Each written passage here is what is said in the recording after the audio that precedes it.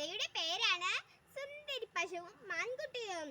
പണ്ട് പണ്ട് ഒരിടത്ത് അപ്പു എന്നു പേരുള്ള ഒരു കുട്ടി ഉണ്ടായിരുന്നു. അവന് സുന്ദരി എന്നു പേരുള്ള ഒരു പശു ഉണ്ടായിരുന്നു.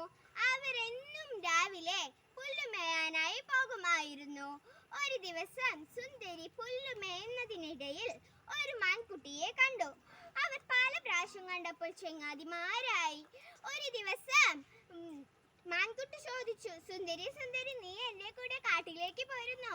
അവിടെ ധാരാളം പഴങ്ങളും ഭംഗിയുള്ള പൂക്കളും ഭംഗിയുള്ള പുല്ലുകളും ഉണ്ട്. നിനക്ക് വേണ്ടതൊക്കെ തരാം.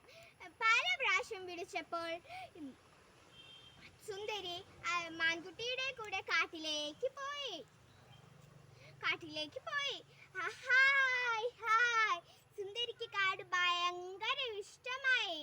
സുന്ദരി അവിടെ കളിച്ചും ദേഷിച്ചും നിൽക്കുമ്പോഴാണ് പെട്ടെന്നൊരു ശബ്ദം കേട്ടത്. ഗർ ഗർ.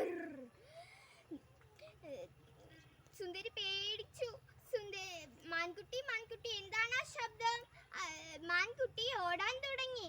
അപ്പോൾ സുന്ദരി സുന്ദരി ഓട്ടത്തിനിടയിൽ മാൻകുട്ടി പറഞ്ഞു, സുന്ദരി സുന്ദരി ഓടിക്കോ, കാട്ടിലെ സിംഹരാജാവ് ഇറങ്ങി.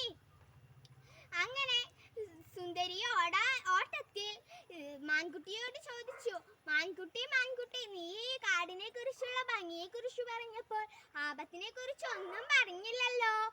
അങ്ങനെ എനിക്കൊരു കാര്യം മനസ്സിലായി. പരിചയമില്ലാത്ത ചെങ്ങാത്തത്തിന് ഇനി ഞാനില്ല. അങ്ങനെ പറഞ്ഞുകൊണ്ട് സുന്ദരി വീട്ടിലേക്ക് മടങ്ങി.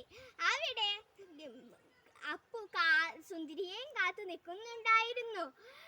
സുന്ദരി എത്തിയപ്പോൾ അപ്പുവിന് വളരെ സന്തോഷമായി, തുള്ളിച്ചാടി.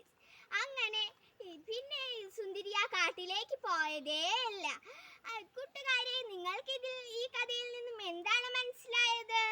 പരിചയമില്ലാത്ത ചങ്ങാതിമാരുടെ കൂടെ ഒരിക്കലും കൂട്ടുകൂടരുത്. Thank you.